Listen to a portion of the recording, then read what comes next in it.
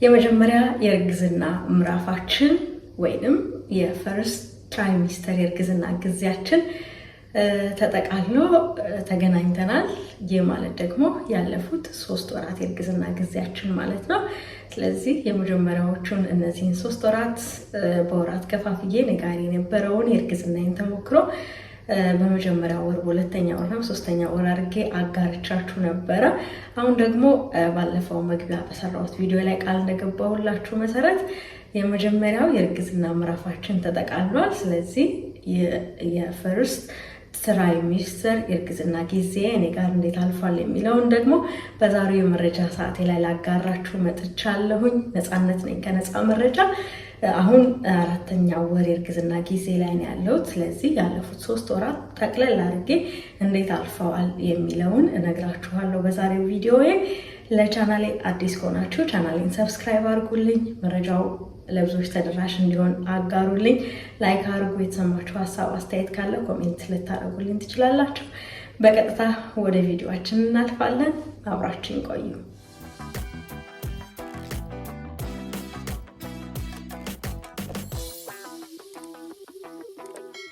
ተመልሻለሁኝ። የመጀመሪያው የእርግዝና ምዕራፋችን ተጠቃሏል።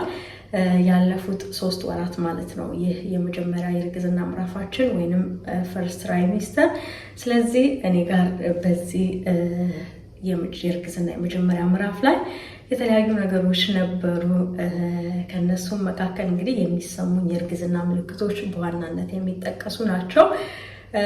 እንደምታስታውሱት ከመጀመሪያው ወር ጀምሮ እስከ 3ኛው ወር ላይ የነበሩ ምልክቶች ነግሬያቸዋለሁ። እነዚህ ምልክቶች በዋናነት ደግሞ የድካም ስሜት መሰማት፣ ምንም ነገር ለማድረግ ፍላጎት ማጣት፣ ከአልጋ ለመነሳት መቸገር፣ ይሁን ቤት ውስጥ የምናደርጋቸውን እንደ እናት የምንሰራቸውን እንቅስቃሴዎች ለማድረግ በእነዚህ 3 ወራት ውስጥ ምንም አይነት ሞራል የማጣት አይነት ስሜት በእርግዝና ወቅት በመጀመሪያው ምዕራፍ የእርግዝና ወቅት ላይ የተከሰቱብኝ ነበሩ። ከነዚህም ውጪ ሽንት ቶሎ ቶሎ መምጣት ብዬ ነግሬያችሁ ነበረ። እነዚህ 3 ወራት ጊዜ ላይ የቀጠለ የኔ የእርግዝና ምልክት ነበር። እንደዚሁም በዋናነት ደግሞ የፔሪድ መቅረትም በዚህ በመጀመሪያው የእርግዝና ምዕራፋችን ላይ ለማርገዛችን እንደ ምልክት የምንጠቀምበት ተቀዳሚው ምልክት ነው የሚሆነው። እሱ ነበረ። እንደዚሁም ደግሞ ምግብ ለማብሰል መቸገር፣ የምግብ ሽታ መጥላት። ከነዚህ ከምግብ ሽታ መጥላት በተጨማሪ ደግሞ ምግብ ለመመገብ በአጠቃላይ ምንም አይነት የምግብ ፍላጎት ማጣት በጣም እኔን በዚህ የመጀመሪያ የእርግዝና ምዕራፌ ላይ ያስቸገረኝ ነገር ነበረ።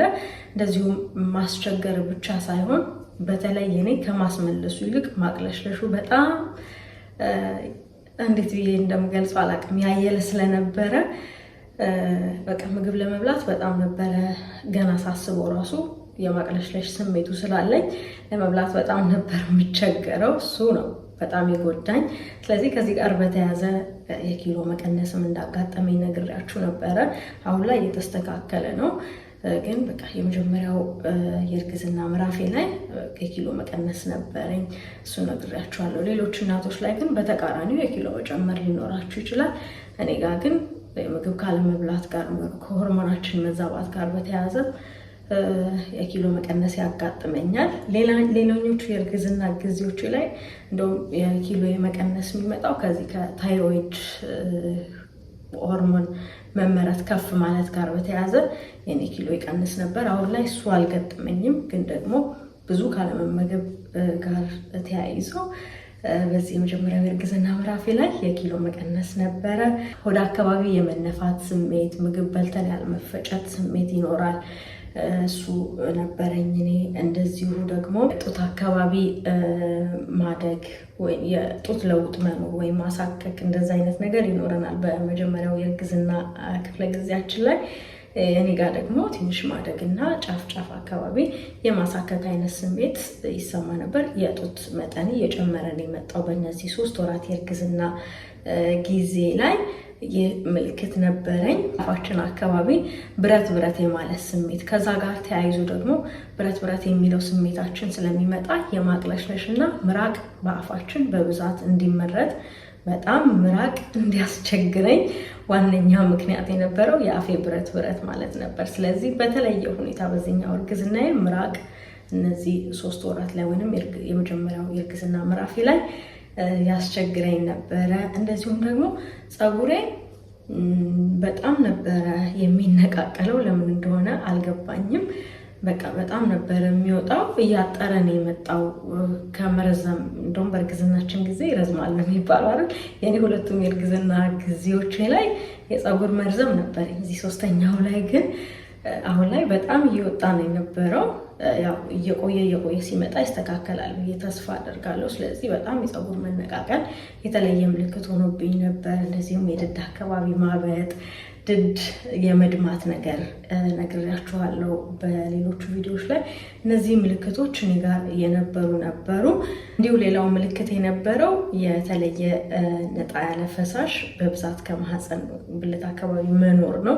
ይሄ ደግሞ በእርግዝናችን ጊዜ ጤና ባለሙያዎች እንደሚሉት ከሆነ ኖርማል ነው። ምናልባትም አንዲት እናት የተወሰነ የደም ምልክት ልትመለከት ትችላለች። የደም ምልክት በጣም የበዛ አይደለም የሚሆነው፣ የሆነ ታይቶ የሚጠፋ ነገር የለም። ሁለቱ የወንዱ ዘርና የሴቷ እንቁላል ተገናኝተው ማህፀን ላይ ለማረፍ በሚያደርጉት የእርግዝና ሂደት ውስጥ ማህፀን አካባቢ የመገፋፋት ስሜት ስለሚኖር የደም መፍሰስ በትንሹ ሊያጋጥመን ይችላል። ይህን ነገር ግን ጤናማነቱን ለማረጋገጥ ወደ ጤና ተቋም በመሄድ ማሳወቅ ይኖርብናል። የጤናማነት ነው አይደለም የሚለው ማለት ነው። ነገር ግን ሊያጋጥም ይችላል የደም መፍሰስ ማለት ነው። ስለዚህ እኔ ጋር የደም መፍሰስ ሳይሆን የነበረው በብዛት ነጭ ፈሳሽ ከማህፀን አካባቢ ወይም ብልት አካባቢ መኖር ነበረ ማለት ነው። እንደዚሁም ደግሞ ከስር ማህፀን አካባቢ የቁርጠት አይነት ስሜት መሰማት፣ ምንም ምቾት የማጣት ስሜት የለም። የፅንሱ እድገት ከመኖር ጋር ተያይዞ ነው ይላሉ የጤና ባለሙያዎች። እንደዚህ አይነት ምልክት ነበረኝ እኔ በዚህ በፈርስት ትራይሚስተር የእርግዝና ጊዜ ላይ። እነዚህ ምልክቶች በአጠቃላይ ተደምረው በመጀመሪያው የእርግዝና ምዕራፌ ላይ ጥሩ የማይባል የእርግዝና ጊዜ እንዳሳልፍ አድርገውኛል ማለት ነው። ይህ ደግሞ ለአብዛኛዋ እናት ተመሳሳይ ይመስለኛል። ምንም አይነት የእርግዝና ምልክት ሳይኖራችሁ ደግሞ እርግዝናችሁን በጤና የምታጠናቅቁ እናቶችም ልትኖሩ ትችላላችሁ። እናንተ እንግዲህ በጣም እድለኞች መሆናችሁን በዚህ አጋጣሚ ልነግራችሁ ፈልጋለሁ። እኔ ግን በአጠቃላይ የመጀመሪያው የእርግዝና ምዕራፍ ላይ የነበሩ ምልክቶች ትንሽ ይከብዱኝ ስለነበረ ጥሩ የማይባል የእርግዝና ጊዜ አሳልፌያለሁ። በዚህ አጋጣሚ ግን የተለየ ተሞክሮ ብዬ ልንገራችሁ። ይሄ ምግብ ከመጥላት ጋር በተያያዘ ደግሞ በተለየ የምትወዱት ምግብ ሊያጋጥማችሁ ይችላል። እኔ ለ3 ወራት ያክል ጊዜ አቮካዶ በሚጥሚጣ በተለይ በእንጀራ ሲሆን ይበላልኝ ነበር። የተሻለ እንደውም ትንሽ ደግፎኝ የመጣሁትም እሱ ስለነበር ነው።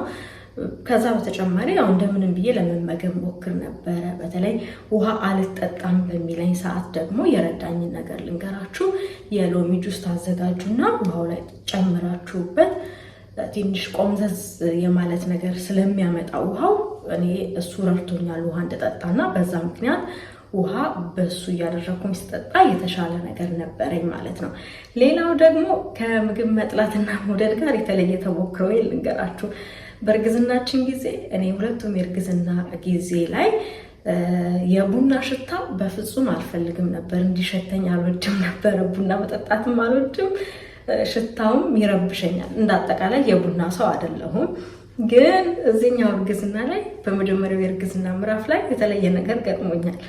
ቡና መጠጣት ጀምሬ ነበረ።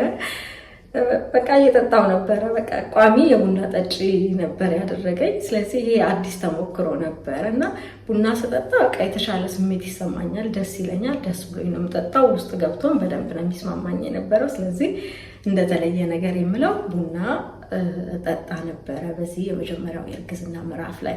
ስለዚህ እናንተ ጋር ደግሞ የተለየ ነገር ሊኖራችሁ ይችላል። እሱን ብታጋሩኝ ደስ ይለኛል። ሌላው ከምግብ ውጭ ደግሞ የተለያዩ ሽታዎችን መጥላት ሊኖር ይችላል። በተለይ በፐብሊክ ትራንስፖርት የመጓዝ አጋጣሚ ካገኛችሁ ያው ልክ ባሱ ስትገቡ የባሱ መታፈን ምናምን ወይ የተለየ ሽቶ ከሸተታችሁ እንደዛ የሚያስጠላ ነገር በዚህ የመጀመሪያ የእርግዝና ምዕራፍ ላይ አሳልፍ ያለው ማለት ነው። በአጠቃላይ እነዚህ ምልክቶች በመጀመሪያው የእርግዝና ምዕራፌ ላይ የነበሩ ናቸው፣ ወይንም በፈርስት ትራይሚስተር ላይ። ከዚህ በተጨማሪ በዚህ የእርግዝናችን ጊዜ ላይ እንደ አጠቃላይ እንደ እናት እነዚህ ምልክቶች ተደራርበው መጥፎ ጊዜ እንድናሳልፍ ቢያደርጉንም እንኳን እንደምንም ብለን ደግሞ ራሳችንን መንከባከብ መዘንጋት የለብንም። ለዛም ነው እኔ ብዙ ምግብ ባይበላልኝም እንኳን እንደምንም ብዬ ደግሞ ጽንሱ በዚህ ወቅት በጣም ከፍተኛ የሆነ እድገት የሚያደርግበት ስለሆነ ጽንሱም እንዳይጎዳ እኔም ደግሞ በይበልጥ መጎዳት እንደሌለብኝ ስለማስብ እንደምንም ብዬ ያገኘሁትን ነገር ለመብላት የተበላልኝም ቢወጣም ይውጣ፣ ቢያቅለሸልሸኝም ያቅለሽልሸኝ፣ እንደምንም ብለን ያገኘነውን ነገር ለመመገብ ብንሞክር፣ ያው ብናስመልስም እንኳን የሚቀር ነገር ስላለ እንደዛ እያደረግን ራሳችንን እየታገልን እችን የመጀመሪያ የእርግዝና ምዕራፋችንን ብንወጣ እንደ እናት ጥሩ ነው ብዬ አስባለሁ። ያንን እንድታደርጉ ነው በዚህ አጋጣሚ መልእክት የማስተላልፈው። እንደዚሁም በዚህ ወቅት ላይ ፕሪናታል ቪታሚንሶች ይኖራሉ። በተለይ የመጀመሪያው የእርግዝና ምዕራፍ ላይ 3 ወር ሙሉ ፎሊክ አሲድ መውሰድ አለብን። ስለዚህ ፎሊክ አሲዳችንን መውሰድ መዘንጋት የለብንም። ስለዚህ እኔ በዚህ የመጀመሪያው የእርግዝና ምዕራፌ ላይ ፎሊክ አሲድን ወስጄ ጨርሻለሁኝ። አሁን 4ኛ ወር ላይ ነው ያለሁት ብያችሁ አይደለ? አሁን ፕሪናታል ቪታሚን ሌላ ታዞልኝ ፎሊክ አሲድም ውስጡ ያለው እሱን ደግሞ መውሰድ ጀምሬያለሁ ማለት ነው። ስለዚህ እናንተም ያንን ነገር እንድታደርጉ ነው መልእክቴን ማስተላልፈው። ከዚህ ምክሬ ውጪ ደግሞ በዚህ የመጀመሪያው የእርግዝና ምዕራፍ ላይ ያደረኳቸው የተለያዩ የእርግዝና ምርመራዎች አሉ። የመጀመሪያው ክትትል መጀመር ነው። ስለዚህ ክትትሌን በዚህ የመጀመሪያ የእርግዝና ምዕራፍ ላይ ነው የጀመርኩት። 6ኛ ሳምንት ሲሆነኝ ማርገዜን አረጋገጥኩኝ። ከዛ ወደ ጤና ተቋም ሄጄ የእርግዝና ክትትል ለማድረግ ቀጠሮ ያስኩኝ በዚህ ጊዜ ላይ። ስለዚህ የእርግዝና ክትትልን ጀምሬያለሁ። የተለያዩ ምርመራዎችን አድርጌያለሁ በእነዚህ ጊዜያቶች ውስጥ። ከነዚህ ምርመራዎች ጋር በተያያዘ እንግዲህ በዚህ የመጀመሪያው ፈርስት ትራይሚስተር ላይ የአልትራሳውንድ ምርመራ የመጀመሪያውን እናደርጋለን። በዚህም የመጀመሪያ የልብ ምቱን እናዳምጣለን። የልጃችንን በጣም ትልቅ ደስታ የሚሰጥ ነው። እንደ እናት ያንን እናገኛለን። እድገቱን እንመለከታለን። ምን ያህል ሳምንት ነው በእርግጠኝነት ያለ ነው የሚለውን ነገር በአጠቃላይ ጽንሱ ያለበትን የእድገት ሁኔታ በመጀመሪያው የእርግዝና ምዕራፋችን በምናደርገው የአልትራሳውንድ ምርመራ እናገኛለን ማለት ነው። ሌሎች የሽንትና የደም ምርመራዎችንም ጭምር በዚህ የመጀመሪያው የእርግዝና ምዕራፍ ላይ እኔ አድርጌ ነበረ። ያለፉት ቪዲዮዎቼ ላይ በዝርዝር ነግሬያችኋለሁ። እነሱን እንግዲህ የመጀመሪያው ያደረግኩት ኔፕት የሚባለው ምርመራ ነው። በሁለተኛ ደረጃ ደግሞ በዚህ በደም ምርመራ የሾተ ላይ የምንለው አለ በተለምዶ አርኤች ፖዘቲቭ እና አርኤች ኔጌቲቭ የሚባለው ምርመራ እሱን አድርጌ ነበረ። ስለዚህ እኔ አርኤች ፖዘቲቭ ነኝ። ምንም ያሰጋ ነገር አልነበረም እንደ ውጤቱ። ግን ደግሞ በደም ምርመራው ጄኔቲክ የሆነ ነገር ስላለው እንደ ፖዘቲቭ ሳይሆን እንደ ኔጌቲቭ ነው የምንቆጥረው ውጤትሽን ብለውኝ ሁለቱም የእርግዝና ጊዜ ላይ የሚወሰድ መድኃኒት አለ 28ኛ ሳምንት ላይ አንታይድ የሚባል እሱን እንደወስድ ሐኪሞች ነግረውኝ ነበር። ሁለቱም ላይ ወስጃለሁ። አሁንም በተመሳሳይ 3ኛ ላይም ያ ነገር እንደ ኔጌቲቭ ስለሚቆጠር አለ ብለውኛል ማለት ነው። ትወስጃለሽ አትወስጂም የሚለውን ግን ተጨማሪ የደም ምርመራ አድርገን እንወስናለን ብለውኝ እየጠበቅኩኝ ነው የሚገኘው። ሌላው ደግሞ ኔፕት ነው እንዳልኳችሁ። በዚህ በኔፕት ምርመራ እንግዲህ የዲኤንኤ ምርመራ ነው የሚደረገው። የክሮሞዞም በአጠቃላይ ጽንሱ ለዳውን ሲንድረም ተጋላጭ ነው አይደለም የሚለውን የተለያየ ነገር የሚያደርጉበት የደም ምርመራ ነው። ስለዚህ ያንን እዚህ እንደ ፍላጎት ነው ማድረግና አለማድረግ ትችላላችሁ ተብላችሁ ምርጫ ነው የሚሰጣችሁ። እኔ እንዳልኳችሁ ያለፉት ቪዲዮዎች ላይ እንደሰማችሁት ከሆነ አደርጋለሁ። ቢኖር ምንድን ነው የሚያደርጉት ማለት እግዚአብሔር ነው የሚጠብቀው። በእርግጥ እንደ እናት ያ ነገር ለማድረግ ሊከብደን ይችላል። እግዚአብሔር ነው ጤናማ ልጅ የሚሰጠው ብዬ ነው የማምነው እኔ። ግን ደግሞ ብታደርጉም ምንድነው የሚደረገው የሚለውን ተከታትለን ከነሱ ጋር ያለውን ነገር ሂደት ለመከታተል ያንን ነገር አድርጌያለሁኝ። እኔ እሺ ብዬ ነው ያደረኩት። ሁለቱም ልጆች ላይ አድርጌያለሁ፣ አሁንም አድርጌያለሁ። ውጤቱንም ነግሬያችሁ ነበረ። ተጋላጭነቱ ዝቅተኛ ነው የሚል ውጤት ነበር የነበረው። ግን እንዳጠቃላይ ቀደም ሲል እንዳልኳችሁ ጤናማም ልጅ የሚሰጥ እግዚአብሔር ነው። ያን እንጠብቃለን እንደ እናት። ስለዚህ የተለያዩ የሽንት ምርመራዎችን፣ የደም ምርመራዎችን በአጠቃላይ በዚህ እርግዝና የክትትል ጊዜ በዚህ የእርግዝና የ3 ወራት ላይ አድርጌያለሁኝ ማለት ነው። እነዚህ ነበሩ በመጀመሪያው የእርግዝና ምዕራፍ ላይ እኔ ጋር የነበሩ አጠቃላይ ጉዳዮች። እናንተም የተመለከታችኋቸው ያላችሁ የተለዩ ነገሮች ካሉ በእነዚህ የእርግዝና ቆይታችሁ ላይ ማለትም በ3 ወራቱ ላይ ወይም በፈርስት ትራይሚስተር ላይ የተለየ ነገር ያላችሁ ነገር ካለ ኮሜንት ላይ የጻፋችሁ ልታጋሩን ትችላላችሁ። የኔ ግን ይህንን ነበር የሚመስለው። ቀጣይ በ4ኛው ወር የእርግዝና መረጃችን ነው የምንገናኘው። የመጀመሪያ የእርግዝና ምዕራፋችንን አጠቃልላል ማለት ነው። ለቻናሌ አዲስ ከሆናችሁ ቻናሌን ሰብስክራይብ አድርጉልኝ። መረጃው ብዙዎች ጋር ተደራሽ እንዲሆን አጋሩት፣ ላይክ አድርጉ። የተሰማችሁ ሀሳብ አስተያየት ካለ ኮሜንት ላይ ጻፉልኝ። እየተማማርን እየተነጋገርን እንደ እናት የእርግዝና ጊዜያችንን ደስ ብሎን እንጨርሳለን። ቀጣይ በ4ኛው ወር የእርግዝና መረጃችን እንዳልኳችሁ የምንገናኝ ይሆናል። እስከዛው ደህና ቆዩልኝ። ቸር ሰንብቱ።